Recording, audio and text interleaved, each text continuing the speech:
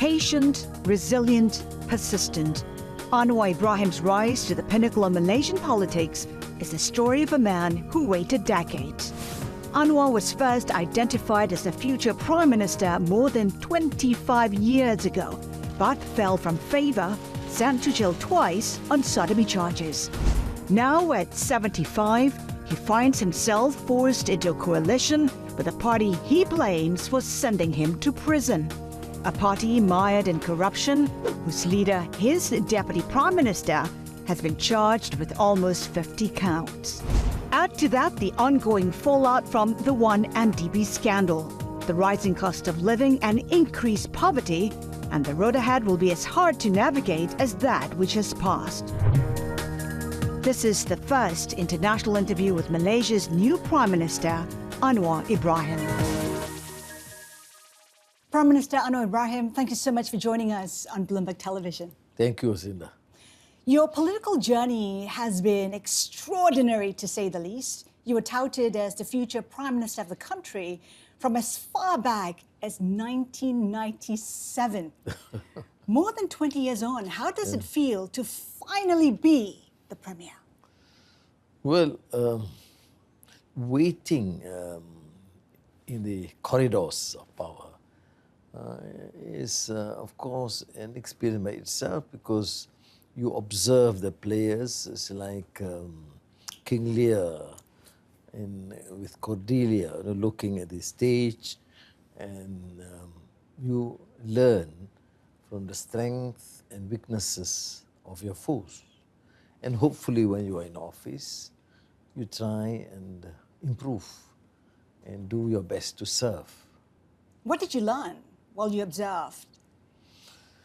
Well, you learn how a country can improve or excel or succeed, and the flaws, they can weaken the fabric and destroy the nation. So I think what we need to do is to regain that trust and be seen and honestly attempt to do the right thing. You've inherited a nation that's so divisive. You saw the first hung parliament, a country tainted by the long-standing 1MDB scandal. How do you regain credibility? How do you regain investor confidence? Well, it's just not 1MDB, but this corruption is systemic, as I've said, which means it cuts across whole spectrum of particularly the political elite.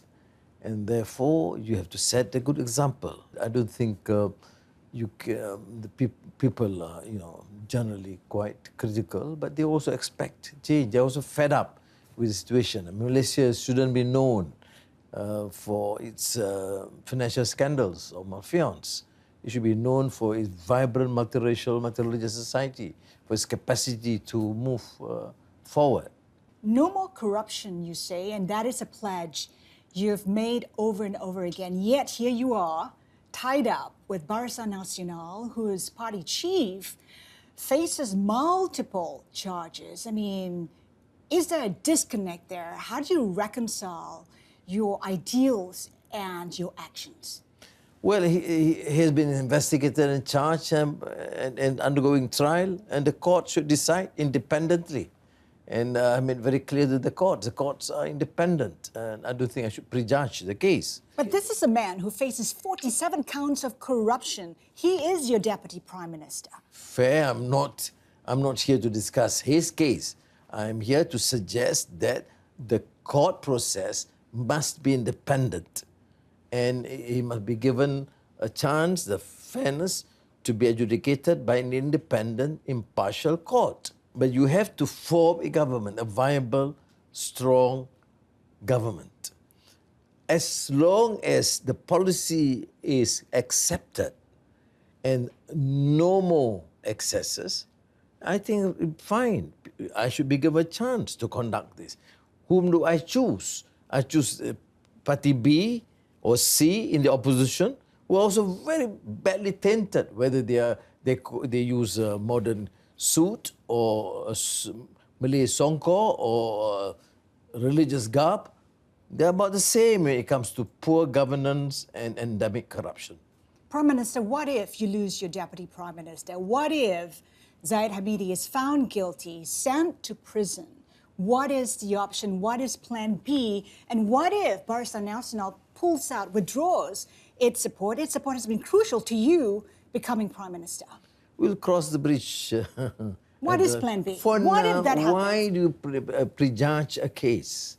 I went through this process. I don't think it is fair to prejudge the case. Let us move on. But for now, I happen to be also Minister of Finance. All the procedures, financial procedures come under me. There's not one trace I can find from any of my team now trying to squander through contracts or projects. And I am fine with that. You see, people should judge me from the last 2 months. Prime Minister, needless to say, Malaysian politics is known for the backstabbing, a revolving door of foes and friends. Hence, the question of how stable your government really is. With Barisan Nasional, the party that sent you pretty much to jail for what you described as trumped-up charges. How do you trust your coalition? How do I trust? First, malice towards none. All right? There are many who were complicit to the crimes perpetrated against me. I said, I want to move on. Right? I cannot save the corrupt because when they steal from the public purse, it is therefore my duty to make sure the funds are returned to the people. That's it. So whether there's backstabbing, tell me in political system there was not any backstabbing, where you learn from what, Somalia or Pakistan or United States or the UK. What is important is there are no indication, no signs, except the desperate voices of the opposition, being more racist, so-called more Islamic in a very extremist manner. I think otherwise, policies are accepted. I mean, what's important in the government is stable, yes. Is the policy made clear? Yes. And I think we should move on in that direction. You talked about the rise of political Islam, and we suddenly saw that at the last election. Growing voices urging for a more hardcore, conservative brand of Islam in Malaysia. Are you worried? How are you navigating it? Any Malaysian, a decent citizen, would be worried any trend towards racism or religious bigotry. I am not against Islamic ideals. I'm not against even Islam in politics, but I reject this notion of using religion as so-called an alim, a scholar, using religion to fortify your strength and abuse that position. And when you are criticized, you can't be criticized because you are a great alim. This is not how Islam works. Okay, you have to accept the reality in Malaysia. Yes, we should be practicing Muslims, but we are human beings. What is religion without care and compassion? What is religion without humanity? So we will have to fight them and we will have to confront them. And I think ultimately, reason will prevail. The complicity of the international finance institutions, including particularly Goldman Sachs, is there. Otherwise, one MD wouldn't have happened. And I think Goldman Sachs should come out clean and deal with Malaysia.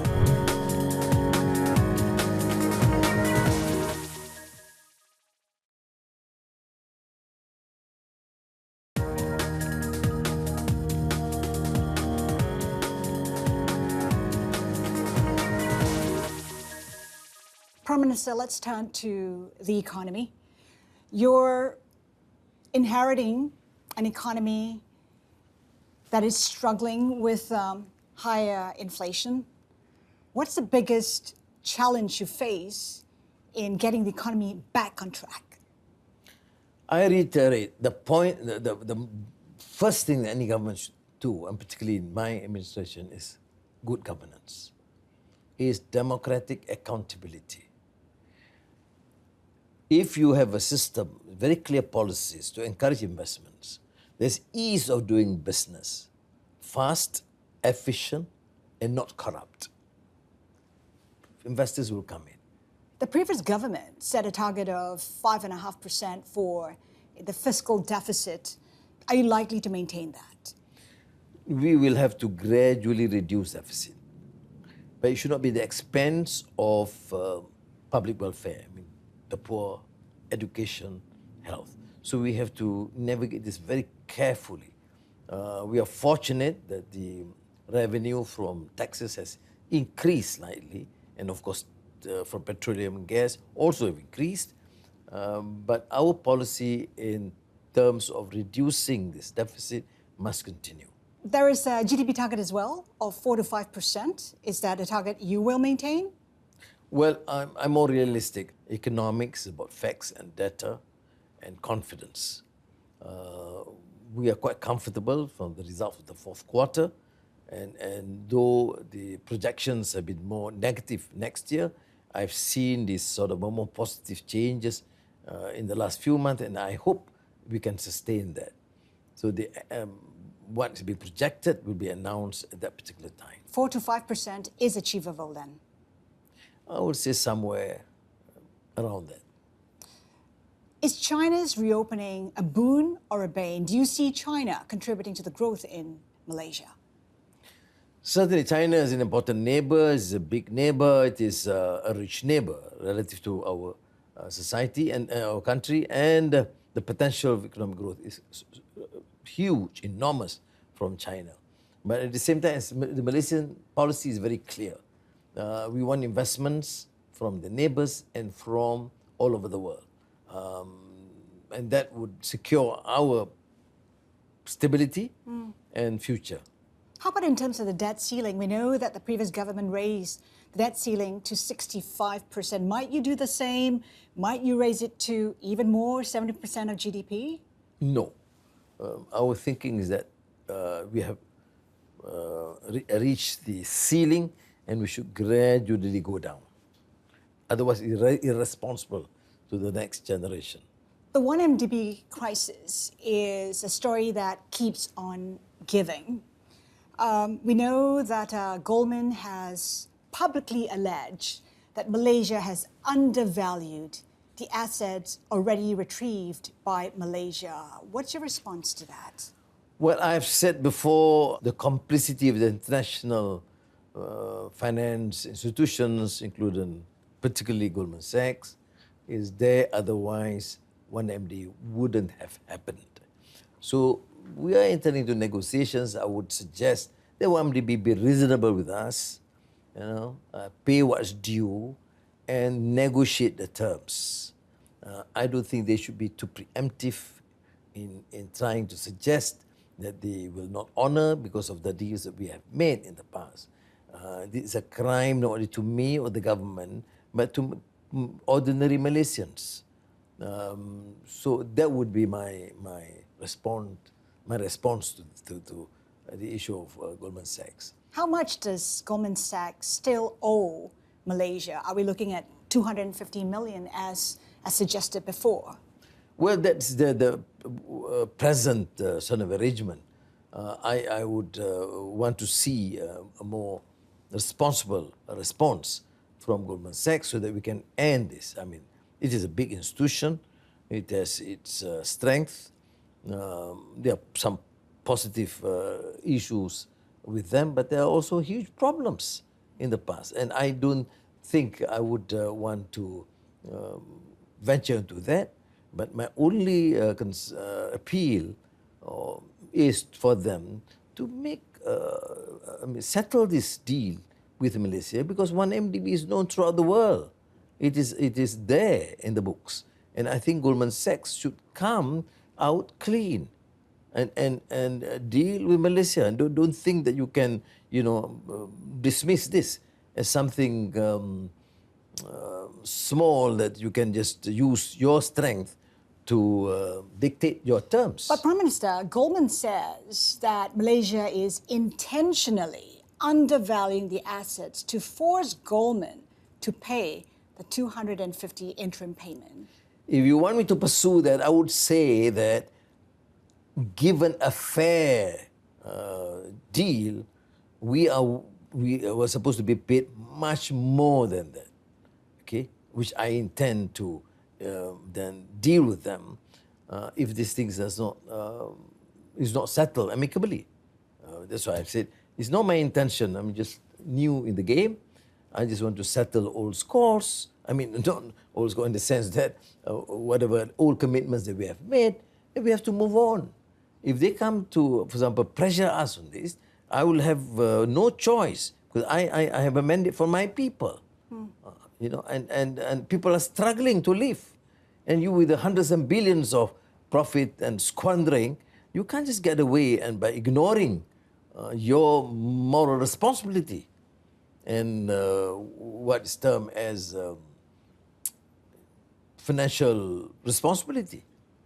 How much of the assets linked to 1MDB has been recovered, and how has it been used?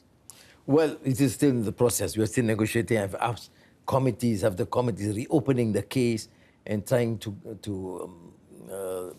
get back as much as possible. It is horrendous sort of problem that we have to deal with. But how much you can get, I frankly can't say for now, but there's much more that we should be able to do. And I just hope that friendly governments throughout the world must act responsibly. It's not fair, because of the excesses of a few, then you have the whole country having to deal with this problem. In a multipolar world, where does Malaysia sit between the US and China? As a small trading nation, we should sit smartly, be a great friend of China and a great friend of the United States.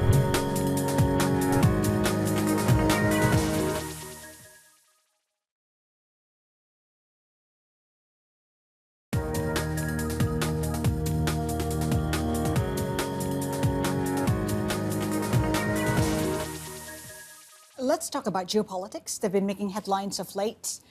In a multipolar world, where does Malaysia sit between the US and China?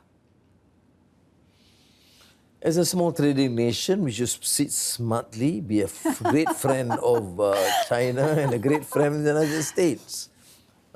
And don't assume that we are another superpower to try and resolve that problem. I think what we need to do is just be a great friend and engage with them. If we are asked, then we of course give our views. But as an independent country, we should exercise our right to express our views. But bottom line, be a friend to China as a great neighbor and America because of their huge potential to invest. Is there a sense that there is too much competition against China? We don't have that problem. It's not Malaysia's problem. It may be a US problem or some countries. We don't have that problem. We would use our potential and our whatever little influence to try and engage with everyone. And we also express in private some of our concerns against China or United States for that matter. But then overall, we want to remain good friends to both. Who should bear the bulk of the responsibility for the rising antagonism between the US and China? Well, how are you assessing it? I don't necessarily need to assess that because our hope is that there should be more engagement to resolve this outstanding problem because the continued resentment and antagonism between these countries are affecting the smaller countries like Malaysia and ASEAN adversely. So it is to our interest and to the international community if they can have an amicable resolution to this tense relationship. And speaking of smaller nations, Ukraine comes to mind, that war. Any lessons learned from the war in Ukraine for a country like Malaysia? Is to make sure that we make peace and settle differences through negotiations and amicably, and which we have done so, although we have all problems, all normal problems with the neighbors, but never to the extent that it could be growing tension to invite sort of antagonism. Has Malaysia been caught in this war, like other countries in the global south, being caught between the US on the one side and Russia and China on the other? Not really, but we are caught in the sense that we are victims of this war because of the rising prices, the issue of animal feed, etc. So I think in that sense we are affected, but we are not. I mean, to be fair to both Russia and America, we are not being compelled to take sides in the sense that it will be to the detriment of Malaysia as a nation. But as a prime minister of a country, do you see the need for perhaps President Zelensky to start negotiating earlier rather than later for the greater good of the world? We have been consistently in favor of negotiations.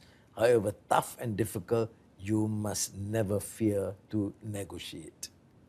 Are you concerned that a lot of offensive weapons have made their way to Ukraine and that may end up badly, so to speak? Well, war is something that nobody would welcome. I mean, I think it is of great concern to all because innocent lives, women, children are all affected in the war. So I think whether it escalates or not, our position is that they must negotiate to at least ease and ultimately end the war. Prime Minister, to wrap up, what do you view as your biggest challenge as you look to the next 5 years as Prime Minister of Malaysia? One is I refer to the issue of democratic accountability. How can you ensure that the country mature as a democracy and clean the mess of corruption and abuse of power? And then to focus on economic development. And by economic development and sustainability, I mean the concern for the environment, but also concern for the general masses, because policies have somehow been pursued at the expense of the marginalization of the majority who are poor and allowing the gap between the very rich and the poor to continue. So I think these are challenges that we have to address. It's more complex, more challenging. I need the support of the entire team and the understanding of general Malaysians. Prime Minister, thank you so much for joining us today. It's been a pleasure, as always. Thank you, Haslinda.